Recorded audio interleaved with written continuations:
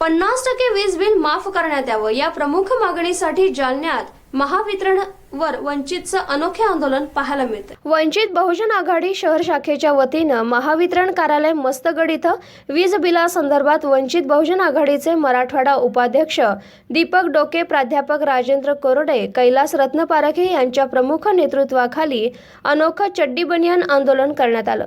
यामध्ये मागण्या पुढील प्रमाणे होत्या। सध्या व्यापारी, व्यावसायिक, सामान्य नागरिक यांचे व्यवसाय सुरळीत झाल्या नसल्यामुळं चालू वीज बिलात 50% सूट देण्यात यावी। अवास्तव लावण्यात आलेले कर कमी करण्यात यावे। 0 ते 200चा पहिला टप्पा करण्यात यावा। सदोष मीटर तात्काळ बदलण्यात यावे।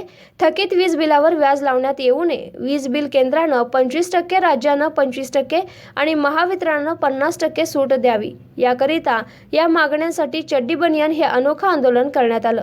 निवेदन इथल्या महावितरण अधिकारी पहुरकर साहेबांना देण्यात आलं। यावेळी वंचित बहुजन आघाडीचे पदाधिकारी, कार्यकर्ते मोठ्या संख्येनं उपस्थित होते।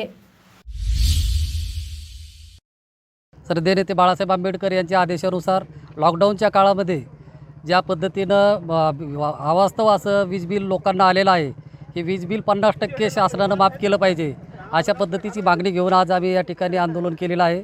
आणि जर या ठिकाणी महावितरणचे कर्मचारी ग्राहकांचे वीज कनेक्शन जर कट करणार असतील तर वंचित बहुजन आघाडी ते कनेक्शन जोडल्याशिवाय या ठिकाणी राहणार नाही।